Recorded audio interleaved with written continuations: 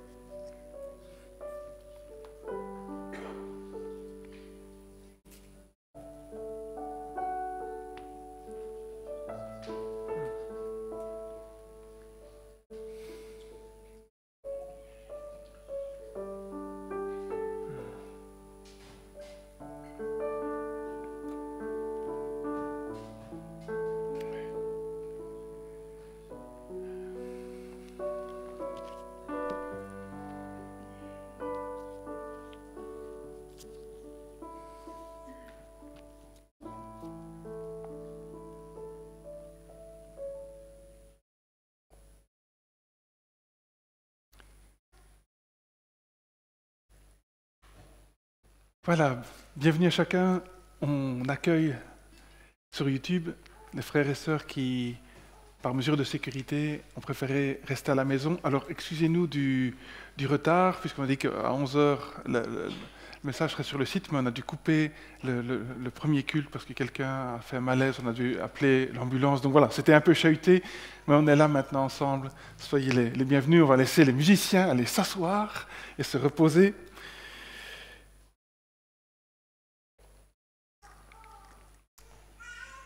Bienvenue à chacun, c'est bon de prendre du temps ensemble pour louer le Seigneur et nous enrichir de sa présence. On n'est pas, l'Église n'est pas une école.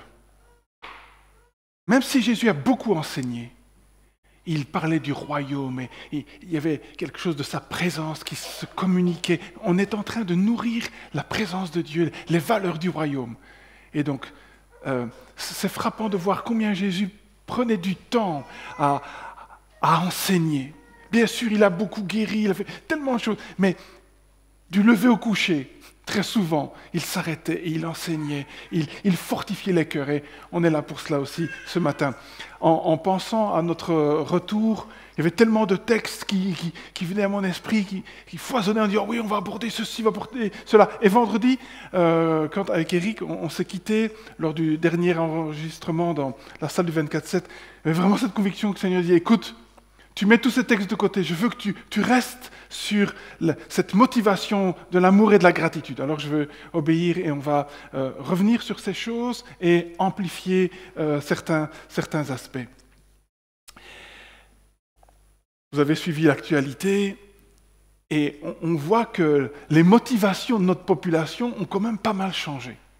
Vous pouvez aller chez Decathlon, il n'y a plus de vélo, il n'y a plus de bottines de marche, les robots ménagers, plein de choses, les jeux de société, tout ça, rupture de stock parce qu'il y a un engouement, il y a une telle motivation maintenant pour le vélo, pour les randos, on cuisine, on fait les pains nous-mêmes, on a redécouvert les jeux de société, les motivations, les comportements ont changé. Et peut-être que on pourrait se dire, mais waouh, il se pourrait aussi que les motivations des chrétiens, les motivations de l'Église aient changé. Les motivations anciennes, les habitudes qu'on avait, tout ça va être balayé, puisque maintenant, on a pu vivre l'Église high-tech, virtuelle. Pourquoi pas continuer ? Une communion fraternelle virtuelle, les SMS, les coups de téléphone, les petits smileys, ou peut-être, vous savez qu'on vend, vous pouvez avoir des kits Sensen qu'on livre chez vous.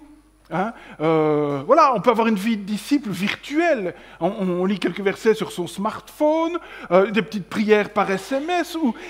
Et peut-être, certains, vous savez que sur les réseaux sociaux, plusieurs disent « l'Église est morte ». Le Covid va changer toutes les habitudes, toutes les motivations. Certains pasteurs téléphoné en ayant peur. On dit, oh, peut-être on ne va plus retrouver l'église. Moi, ça ne m'a pas fait peur. Vous savez pourquoi? Parce que être chrétien, c'était pas juste avoir des activités chrétiennes, des rendez-vous qu'on a fixés dans l'agenda, des petites pratiques. Non. Quand je lis l'Écriture, quand je vois ce que Jésus dit, être chrétien, c'est bien plus que cela. Je voudrais nous rappeler, et j'espère que vous l'avez expérimenté pendant ces 15 semaines, que être chrétien, c'est pas juste avoir une carte de baptême, c'est avoir vraiment rencontré Jésus. Hein? Je me souviens d'un autocollant que j'avais vu au début de ma conversion sur une voiture. Dieu n'est pas mort, je lui ai encore parlé ce matin. Mais c'est ça la vie chrétienne. Ok, pendant ces 15 semaines, il y a eu des moments où peut-être la relation était plus difficile. Ok, mais être chrétien, c'est pas juste adhérer à un credo, c'est vraiment avoir été rencontré par Jésus. Paul dit, j'étais saisi par Jésus. Plus que cela, être chrétien, c'est être habité par Jésus. Jésus disait aux disciples qui ne voulaient pas le lâcher, il vaut mieux que je m'en aille parce que je vais revenir, mon esprit va revenir. Il est là en nous. Plus que cela, il vient mettre ses motivations en nous. La grande promesse de l'Ancien Testament, alors qu'Israël a été si lamentable dans la gestion de cette alliance avec Dieu, les prophètes diront, mais dans la nouvelle alliance, je vais mettre mes lois dans votre cœur. Je vais changer vos cœurs. Mon esprit viendra en vous. Qu'est-ce que ça veut dire au moins? Ça veut dire, je vais mettre des nouvelles motivations. C'est ça un nouveau cœur. Une nouvelle motivation. Maintenant, les Belges sont motivés pour le vélo, pour la rando, nouvelle motivation. Mais nous, ce n'est pas juste l'actualité qui change nos motivations. C'est qu'on a eu un cœur nouveau avec les motivations de Jésus. Quand tu lis l'Évangile, ce que tu vois, c'est la motivation d'en haut du Fils de Dieu. Mais c'est ça être chrétien. Donc on n'a pas à avoir peur. Ce chapitre, on est toujours dans le cap 25, on prépare les années qui viennent devant nous parce qu'on veut ne pas être immature, adolescent, instable. On veut être une église forte, mature, à la stature parfaite du Christ, dit Paul, pour agir convenablement dans le monde. Hein? Plusieurs ont dit, oh, comment ça se fait qu'au Conseil national de sécurité, ils ont d'abord parlé du kayak, et jamais de l'église. Bah oui, ok. Mais non, c'est clair, ils n'ont pas besoin de nous. Alors, l'église en tant qu'institution, moi je suis d'accord qu'on n'en a pas besoin. C'est quand même mieux Père Idaïsa. Mais l'église en tant que peuple où Dieu se manifeste, on n'a pas besoin de la reconnaissance du gouvernement. Parce que si celui qui est en nous agit, alors tout sera différent. Il a mis des choses nouvelles en nous.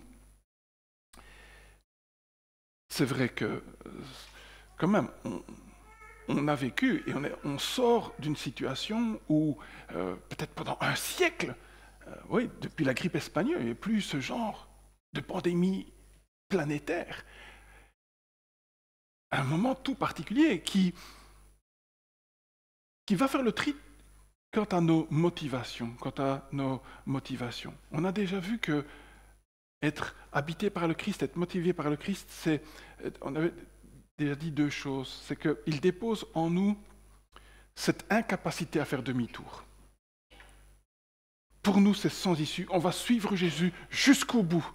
Quoi qu'il se passe, quel que soit le chemin qui est devant moi. Hein, on a vu ça avec Pierre. Il dit, mais non, moi je ne pars pas. Hein. À qui irions-nous? C'est toi qui as les paroles de la vie. On a vu aussi que par la présence du Christ, il y a un profond respect pour Dieu. Ce que la Bible appelle la crainte de Dieu. Dans Ésaïe, il est même dit, en parlant de Jésus, il prenait plaisir à craindre Dieu, à respecter Dieu. Il y a cette force en nous. Bien sûr qu'il faut activer, qu'il faut développer, mais il y a en nous un saint respect. Aujourd'hui, troisième, si vous avez écouté la semaine passée, donc, on va faire comme si vous n'aviez pas entendu. Je voudrais parler avec vous de notre réaction, notre motivation d'amour, et je vais le scinder en deux, amour et gratitude. Ça, c'est la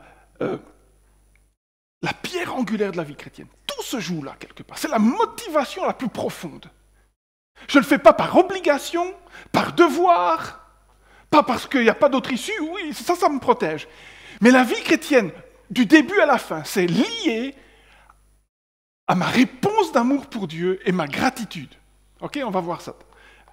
quelques instants. Et je vais amplifier certaines choses qui ont été dites la semaine passée. Vous êtes déjà posé la question, mais et particulièrement peut-être dans ces moments, vous étiez peut-être seul, écrasé, mais qu'est-ce qui fait que je suis là? Qui a voulu que je suis là? Est-ce que je compte? Est-ce que je compte? Qui m'a créé tout compte fait? Qui m'a voulu?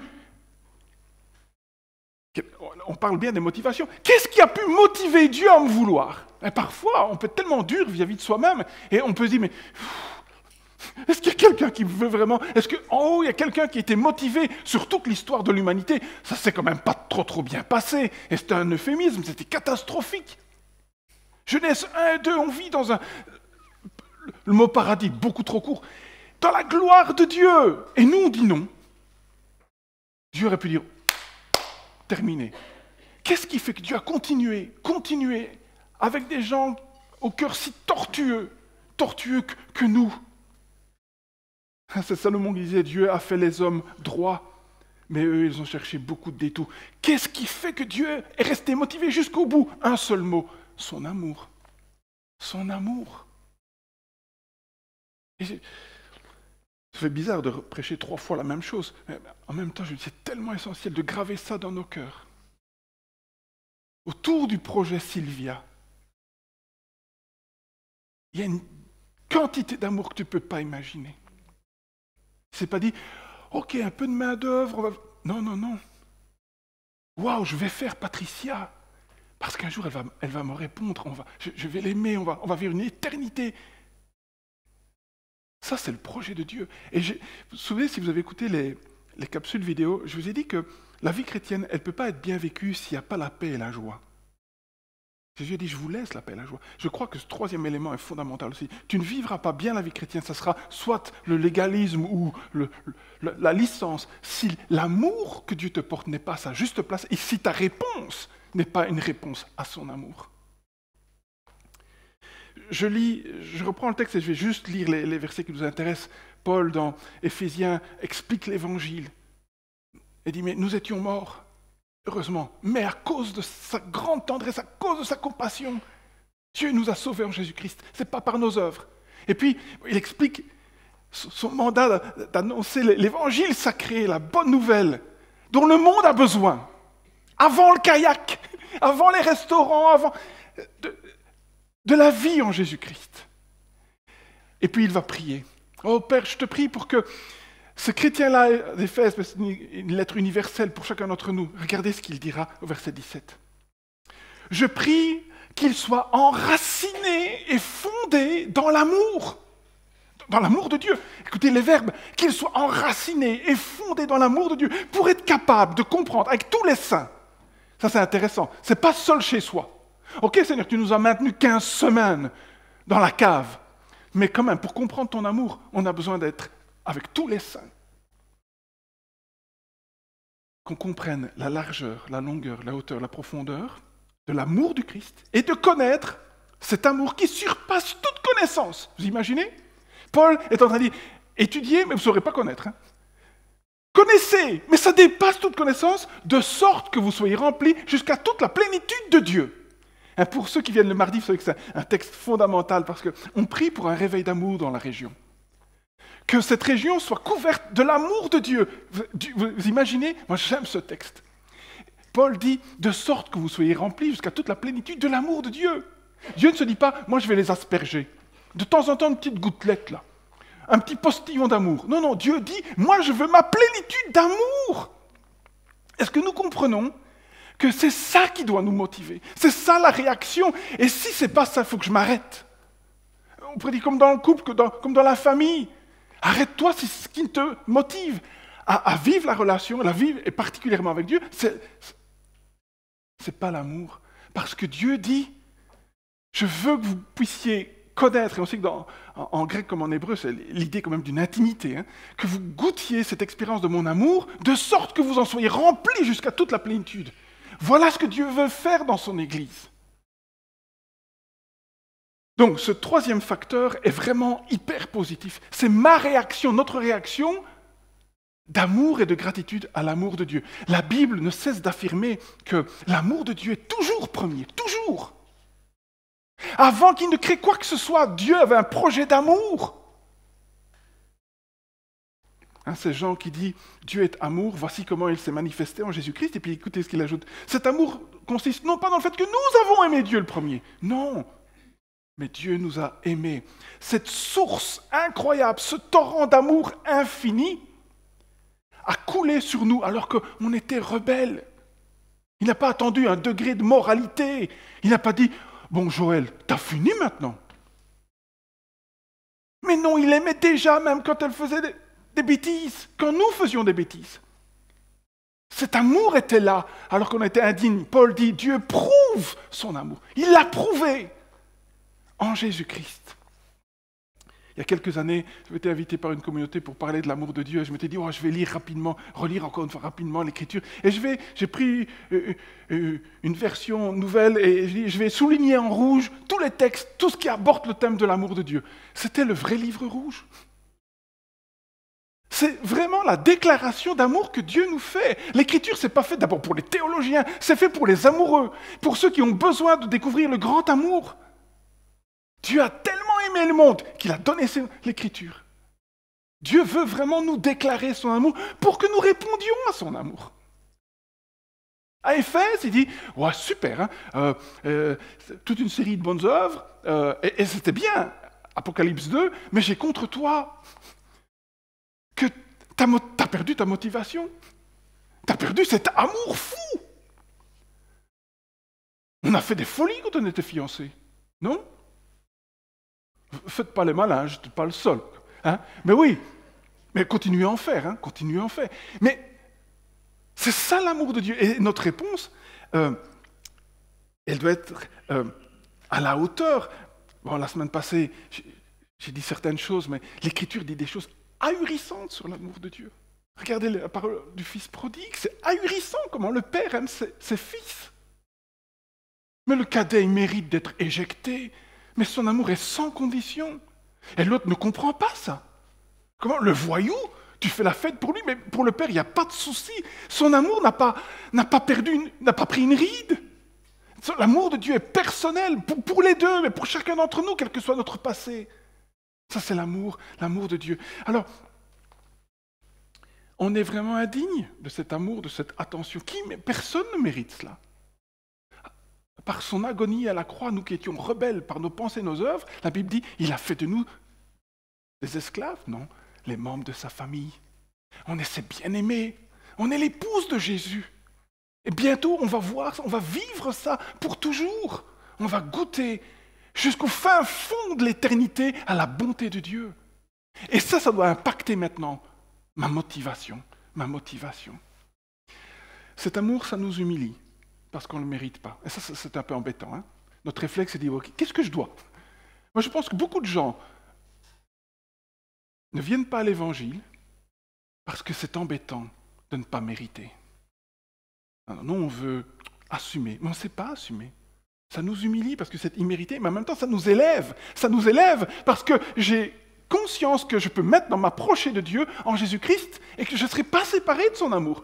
C'est le texte de Romains 8 qu'on a lu ensemble. On a cette assurance. Ce qui veut dire que plus je comprends, plus je goûte à l'amour de Dieu, plus je m'en imprègne. Ce n'est pas juste une question de connaissance. Plus ma vie mijote dans l'amour de Dieu, plus je vais pouvoir répondre par un amour pour lui qui va se manifester dans le service des autres. C'est pour ça que les deux commandements sont égaux. Parce que quand je goûte l'amour de Dieu, je vais l'aimer et ça va se manifester par l'amour de l'autre. Nous l'aimons parce qu'il nous a aimés le premier. Les amis, la sécurité et la portée de l'amour de Dieu fournissent une raison incroyable pour nous de plaire à Dieu. La sécurité, la certitude que son amour ne changera pas. Il t'aime pas plus le dimanche que le lundi, son amour est total. Ça nous donne une force incroyable pour servir Dieu, pour aimer les autres. C'était la motivation première de Jésus. Si vous lisez les évangiles, on voit que ça apparaît, c'est dit si souvent, par amour du Père. Je suis venu par amour du Père. J'accomplis ça.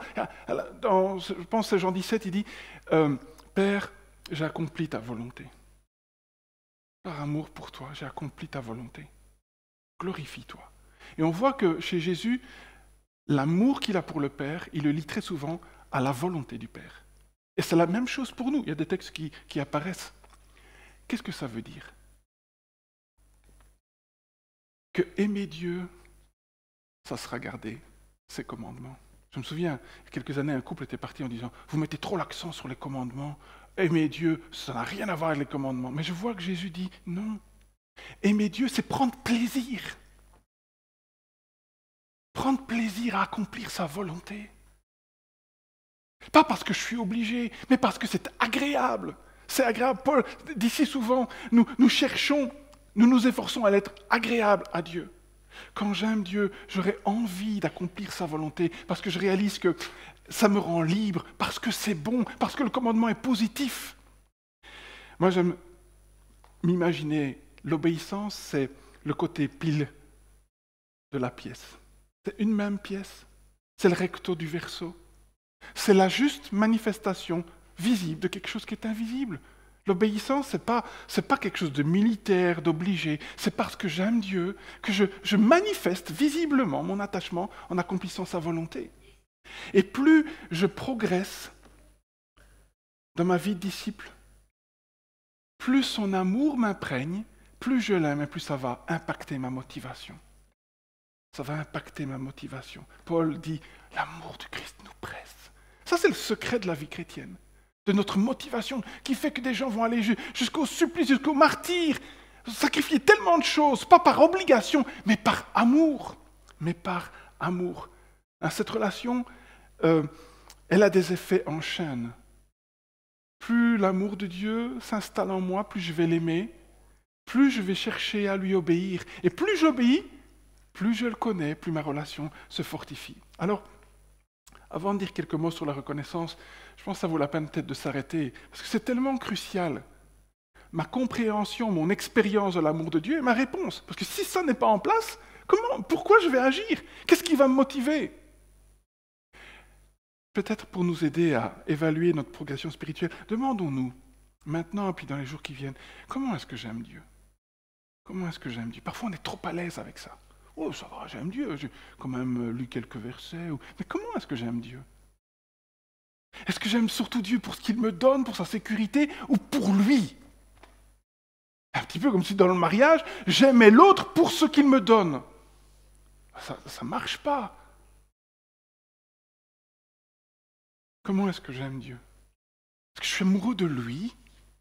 Deuxième question, est-ce que je suis plus avide de son honneur, de sa gloire, de son plaisir, ou, tout compte fait, de mon honneur, de mon plaisir?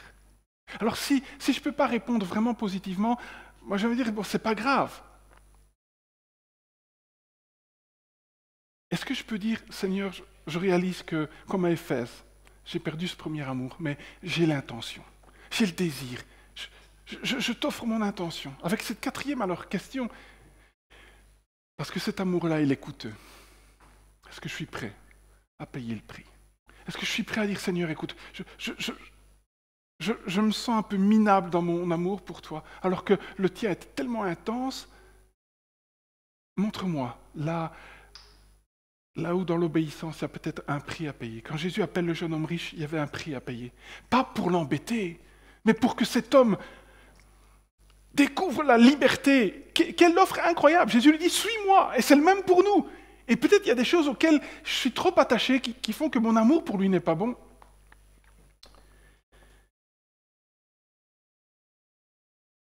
Je voudrais juste ajouter ceci dans ce point. Cette semaine, en étant dans la présence de Dieu et en réfléchissant en fait qu'il voulait qu'on reste sur ça, je me suis dit, mais ok, si mon rapport à son amour n'est pas juste, si je ne goûte pas pleinement à l'abondance de son amour, c'est clair que ma motivation ne sera pas bonne. Qu'est-ce qu'on peut faire pour changer les choses? Et je crois qu'on a besoin de mettre une discipline en place. Et dans ce point-ci, je veux dire qu'on a besoin de la discipline de la confiance. La discipline de la confiance. Pourquoi? Parce que je ne peux pas être trouvé par mon Père si je n'ai pas confiance en lui? Il faut que je développe une telle confiance, parce que si je n'ai pas confiance en lui, je ne me laisserai pas trouver par lui. C'est quoi la confiance? C'est la conviction intérieure profonde que je suis attendu à la maison. C'est ça la confiance. La certitude que mon Père me veut vraiment près de lui. Que lui, il n'y a pas de souci qu'il veut ses deux fils. Parce que tant que je ne suis pas sûr que je peux être trouvé, tant que je ne suis pas sûr que Dieu ne fait pas de différence entre un tel et un tel, je ne me laisserai jamais trouver. Il faut que je me répète sans cesse, mais mon Père me veut vraiment à la maison. Et peut-être que pendant ces 3 mois, il y a eu tels combats dans tes pensées en disant je suis vraiment abandonné, quoi. Et je dois me répéter sans cesse, mais non, c'est pas vrai ça. Fais taire tes états d'âme, fais taire tes émotions, mais la vérité, mon Père m'attend à la maison, il me cherche. Mon Père, comme dans cette parabole du berger et de la femme qui nettoie toute la maison, mon Père va faire tout ce qu'il faut pour me chercher. Ok, et pour toi, il a fallu pas mal d'années, parce que le mouton courait vite. Mais il était en train de partir pour nous chercher. Je dois me répéter cela, parce qu'en nous, si souvent, il y a comme des voix sombres et puissantes qui nous disent l'inverse. Dans les jumeaux, vous êtes des voix comme ça fortes en nous. Dieu ne s'intéresse pas à toi. Il préfère le pécheur repentant après toutes ces folles escapades. Mais toi, assieds-toi là, c'est bon. Tu n'auras jamais tout ce que tu as besoin dans la maison du Père. Et il nous faut parfois une énergie spirituelle incroyable pour croire que Dieu nous veut vraiment à la maison. Tout autant que notre jeune frère ou pour l'aîné, qu'il y a une place pour toi. Que tu fais partie de l'équipe, que Dieu a des préférés, c'est vrai. Tous. Tous. Il fait la fête pour le cadet. Mais quand il entend que son aîné ne veut pas rentrer, il va le supplier. Il ne fait pas de différence. Mais ça exige une discipline, la discipline de la confiance. Pour surmonter notre apitoiement chronique, une discipline pour penser, pour parler, agir avec la conviction qu'on me cherche, que je serai trouvé, que je suis aimé dans la maison et que je serai comblé par son amour. Que le cœur du Père, il est tout entier pour moi. Mes amis, je crois que si nous ne mettons pas cette discipline en place, vous allez vivre, vous serez en proie à un désespoir chronique et sans fin. Et la prochaine catastrophe, tu seras encore plus mal. Parce qu'il faut installer cette discipline, quels que soient les événements que nous vivons. J'ai confiance dans l'amour de Dieu. À un moment ou à un autre, il faut qu'on désavoue cette voix interne et que je proclame la vérité. Mon Père m'entoure vraiment de ses bras. Point. Jésus a parlé d'une confiance radicale. Il a même dit au sujet de la prière, tout ce que vous demandez en priant, croyez que vous l'avez reçu. Jésus veut vraiment qu'on vive dans une confiance radicale, la certitude que je vais trouver dans les bras du Père tout ce que j'ai besoin. L'aîné, le Père dit, je suis toujours avec toi. Mais c'est à nous qui dit ça. Et tout ce que j'ai, c'est à toi. Vous imaginez ce que le Père nous dit? Et nous vivons toujours comme des mendiants. La discipline de la confiance. Et puis on termine avec la reconnaissance. La reconnaissance. La reconnaissance et l'amour, ces deux vertus, elles se fondent sur la nature de Dieu, sur ce que Dieu est, sur ses bienfaits. Quand tu mesures la hauteur, la largeur des soins que Dieu te porte, de sa tendresse, même si on est dans un monde abîmé par le péché, par le fait que nous habitons un corps qui a perdu une partie de son potentiel, on est des êtres mourants, ça c'est pour tout le monde, mais malgré tout, sa providence, sa grâce font que ce n'est que justice d'être reconnaissant. Ce n'est que justice. Dans pratiquement toutes les lettres de Paul, vous allez retrouver à un moment ou à un autre, soyez toujours reconnaissants, quelles que soient les circonstances. Mais notre problème, c'est que nous, on remarque plus ce qui nous manque. Ça, c'est... Oh, j'ai pas ceci. Au lieu de voir la plénitude, je vois ce qui fait défaut. Et alors, ma reconnaissance, elle s'essouffle. Parce que j'ai l'habitude de prendre la grâce de Dieu comme normale, comme un dû. Ce serait sage quand même qu'on repense un peu à ce qu'on était avant de connaître le Seigneur. Ce serait sage que tu regardes ta vie maintenant et te dises, mais s'il n'y avait pas la bonté de Dieu, qu'est-ce que je serais? Qu'est-ce que je deviendrais si je n'avais pas Dieu? Peut-être plusieurs parmi nous seraient morts. On connaît le vieux chant, compte les bienfaits de Dieu. Si on faisait attention aux détails de notre vie, le pain, le vêtement, la maison, les amis, la parole de Dieu, la plénitude des cadeaux de Dieu. Et au fur et à mesure que je développe, et je parle aussi d'une discipline de la reconnaissance, ça va m'inciter à vouloir servir le Seigneur. Plus je vais être reconnaissant pour tout va être transformé en reconnaissance. Je vais être motivé pour servir le Seigneur. On va parler des Espagnols, un des grands prédicateurs du XVIe siècle, Jean d'Avila disait ceci: un signe de reconnaissance pour quelque chose qui va de travers, un signe de reconnaissance pour quelque chose qui va de travers, ça vaut mieux que 1000 signes de reconnaissance pour les choses qui vont bien. Quand tu sais louer Dieu même pour des choses qui vont de travers, tu vas lire ta vie tout à fait différemment. Paul le dit, mais les souffrances du temps présent n'ont rien à... Si je les mets dans la balance avec le poids éternel de gloire, pourquoi je vais me plaindre? Et si vous lisiez le palmarès de Paul, c'était quand même pas triste. L'amour et la gratitude, c'est vraiment deux facteurs motivants très sains pour notre développement spirituel. Alors, je voudrais terminer en nous aidant à cultiver une mentalité de reconnaissance. Parce que, mes amis, la reconnaissance, ça ne nous tombe pas dessus comme une mauvaise grippe. C'est quelque chose qu'on crée, qu'on installe. C'est une culture. L'Église doit être un endroit de culture de la reconnaissance, de la gratitude. La semaine passée, je voulais partager, mais j'aime bien cet épisode de cet homme qui va avec la main bandée à la poste. Et il demande au guichetier, pardon monsieur, est-ce que vous pourriez écrire la carte à ma place parce que je ne saurais pas écrire. Et le guichetier, très sympathique, écrit la carte. Et puis, est-ce que je peux faire quelque chose d'autre? Et le monsieur regarde et dit, écrivez, excusez l'écriture. Même pas de merci. Dostoïevski, dans ses mémoires, disait de l'homme n'est pas stupide, mais par contre, il est profondément ingrat. En fait, je crois que la meilleure définition qui convienne à l'homme est celle-ci, bipède ingrat. Regardez l'épisode des 10 lépreux. Ça illustre quand même nos cœurs. Tous guéris. Ils passent de la mort à la vie. Un seul revient. Un seul. Et quoi? C'était normal. On ne retourne même pas auprès de Jésus. Je crois que notre reconnaissance, elle doit envahir tout un espace. D'abord le passé. Le passé. Regardez combien de fêtes en Israël étaient obligatoires pour qu'Israël se souvienne des délivrances passées. Se souvenir pour avoir confiance en Dieu. Parce que quand tout va bien, on a l'impression que c'est grâce à nous. Et ça nous fait tomber dans l'orgueil et dans l'oubli.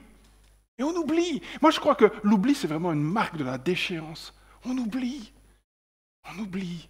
C'est pourquoi je crois que la reconnaissance est vraiment une discipline. Je veux, d'une manière quotidienne, journalière, me souvenir de tout ce que Dieu a fait pour moi. Parce que dépendre des choses très spontanées, on voit que ça ne marche pas. Le passé, mais aussi le présent. Le présent. J'ai besoin de louer Dieu pour ce qu'il fait présentement. Dans un bon livre de méditation, Os Guinness disait ceci: la rébellion contre Dieu ne commence pas par le poing serré, levé de l'athéisme, mais par le cœur content de soi de celui qui juge tout merci inutile. Inutile. Paul dit la même chose. Pourquoi tu fais le malin? Tout ce que tu as reçu, c'est de Dieu. Mais alors remercie-le. Et même pour nous en tant que disciples, c'est tellement facile d'oublier que tout ce que je suis, tout ce que j'ai, tout ce que je peux faire, tout ça c'est cadeau de la part de Dieu, sont des cadeaux. C'est pourquoi Paul dit, soyez toujours reconnaissants. Il y a deux choses qu'on ne peut pas faire en même temps, se plaindre et remercier. Nous, on est appelés à remercier Dieu pour ce qu'il fait dans le passé, dans le présent, mais aussi, troisième perspective, dans le futur. L'Écriture nous appelle à non seulement nous souvenir des choses passées, présentes, mais futures. Abonder en espérance. J'ai besoin de regarder tous les projets de Dieu, tout ce qu'il prépare pour l'éternité, et on oublie cela. Ça transcende tout ce que je pourrais imaginer. La prière se termine à celui qui peut faire infiniment au-delà. Les amis, moi, plus le temps passe, plus j'ai de la peine à voir les chrétiens qui ont peur. Oui, je peux comprendre qu'on ait peur de la mort, mais on ne veut surtout pas mourir. Comme si le ciel c'était une corvée. À 95 ans, peut-être 103 ans après un marathon, comme ce docteur flamand, d'accord. Mais c'est un petit peu comme si Myriam m'invitait et je dis, écoute Myriam, dans un an. Elle aura bien compris que je n'ai pas tellement envie d'aller chez elle. C'est un peu ça qu'on dit à Dieu. Or, Dieu prépare une éternité de gloire impossible, inimaginable. Ça sera mieux que tout ce qu'on peut imaginer. Nous, on est en train de dire, ça sera tout à fait différent. Plus de pleurs, plus de larmes, plus de soucis. Alors, imposons-nous vraiment. Je voudrais vraiment vous imposer un exercice. Prends un moment, soit le matin, soit le soir, et remercie Dieu. Devenons des hommes reconnaissants, remplis de gratitude pour les choses passées, pour les choses présentes et pour ce qui est devant nous. Alors pour affermir notre discipline, je voudrais juste encore dire ceci. C'est quoi la discipline de la reconnaissance? Mais c'est affirmer que toute ma vie est cadeau. Tout est don. Parfois, on se dit que la reconnaissance, c'est juste quand on reçoit quelque chose. Mais dans l'Écriture, c'est pas ça. C'est vraiment une discipline. C'est un effort explicite de reconnaître que tout ce que je suis, tout ce que j'ai, tout ça, c'est un don de la part de Dieu. Tout est grâce. C'est Dieu qui a investi. Et donc, je dois faire cet effort de compréhension, plus tout le temps me plaindre, mais ce que je suis, tout ça, c'est cadeau de Dieu. Et ça nécessite un effort de reconnaître vraiment que tout m'est donné par grâce. Cela suppose des choix conscients.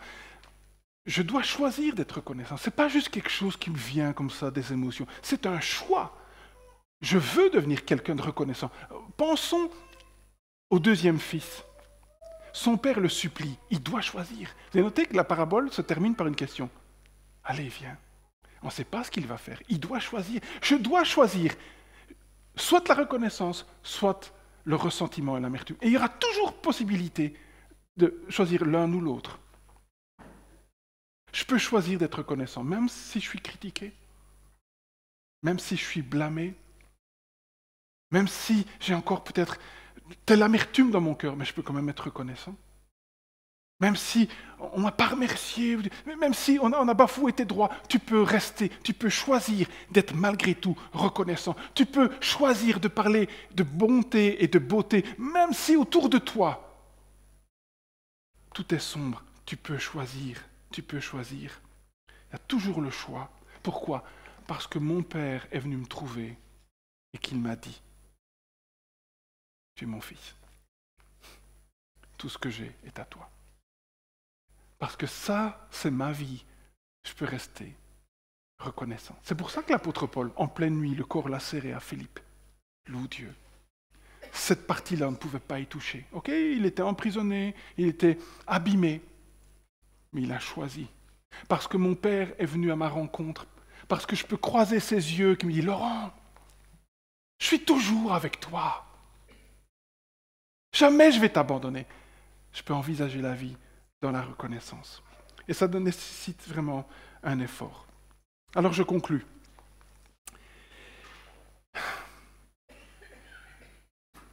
L'amour que Dieu nous porte provoque en nous une motivation incroyable. Vous avez joué aux 1000 bornes avec vos enfants? Quand ils étaient petits, peut-être, vous avez dû rejouer. Vous connaissez la carte increvable. Moi, je pense que l'amour que Dieu nous porte va amener une gratitude et un amour increvable. Infini. Sa grâce merveilleuse nous motive plus que toute autre chose, à vivre de manière exceptionnelle et courageuse s'il en est. Qu'est-ce qui pourrait justifier le pardon d'un parent qui a abusé de vous? Pourquoi certains sont prêts à sauver leur couple alors que c'est la misère? Pourquoi certains chrétiens en Afrique, en Asie, acceptent d'être vendus comme esclaves, acceptent la mort pour Jésus-Christ? Pourquoi certaines personnes ont renoncé à des carrières brillantes pour s'engager dans l'œuvre de Dieu dans des conditions parfois pas top? Pourquoi certains chrétiens meurent en martyrs joyeux sans compromettre leur âme? Pourquoi? Par amour pour Dieu. Par amour pour Dieu. Vous savez, le sens du devoir ne nous fera pas aller jusqu'au bout. Non, il n'y a que l'amour pour Dieu. L'amour pour lui.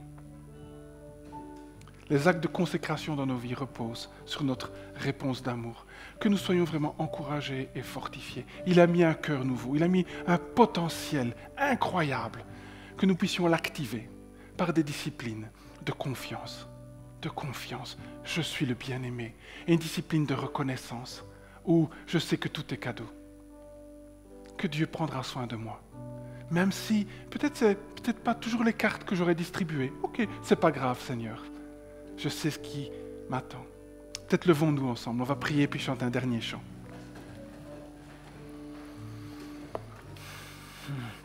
Oh Seigneur, c'est bon d'être ensemble parce que je crois que tu veux nous parler. Seigneur, ce que j'ai dit, c'est pas ce que moi j'ai dit qui est important, c'est ce que toi tu vas graver dans chacun de nos cœurs. Parce que la prédication elle est importante quand c'est une démonstration de puissance de ton esprit. Quand toi, tu nous touches, tu nous fortifies. Comme Élie, tu lui as donné du pain, il a pu marcher 40 jours. C'est nous avons besoin de force, d'une motivation nouvelle pour toi. Merci parce que ton amour, c'est pleinement suffisant pour aller jusqu'au bout. C'est pleinement suffisant pour cultiver ta présence, pour nous nourrir de la parole. C'est pleinement suffisant pour nous offrir en service là où nous sommes, auprès de ceux que tu mettras sur notre route. Fortifie-nous, Seigneur. Nous nous offrons à toi encore et toujours mieux, Seigneur. Dans le nom de Jésus-Christ. Amen. On chante un chant, puis je vous fais quelques annonces.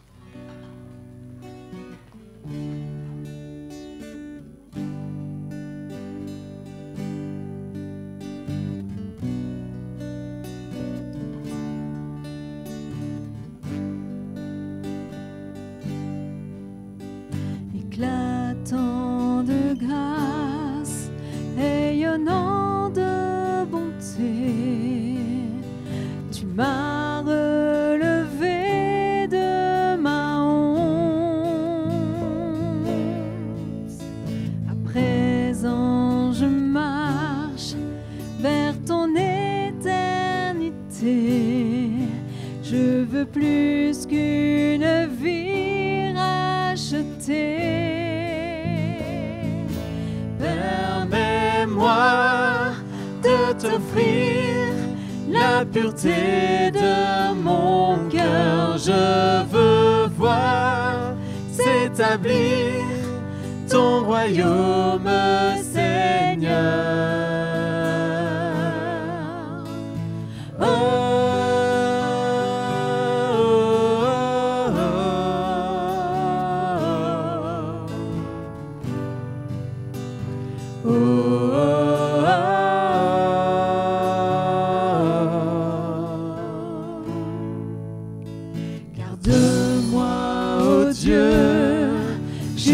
Dans le secret, de fermer les yeux sur mon péché.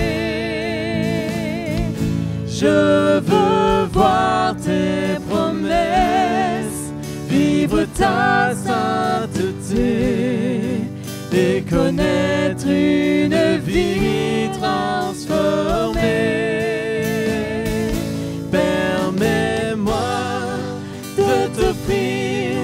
La pureté de mon cœur, je veux voir s'établir ton royaume, Seigneur. Permets-moi de t'offrir la pureté de mon cœur. je veux voir s'établir ton royaume, Seigneur.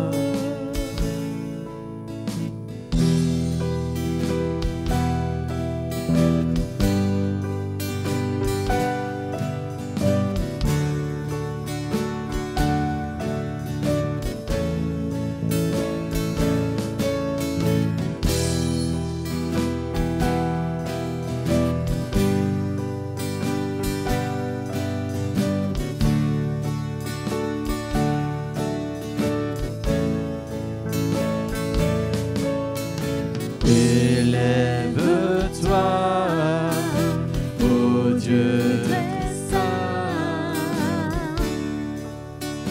Élève-toi, élève-toi, ô Dieu très saint. Élève-toi.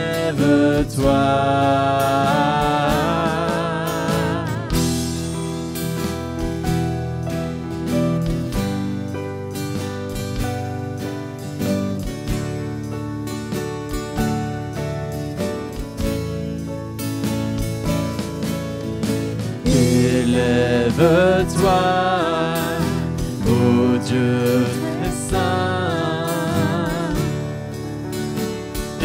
Élève-toi.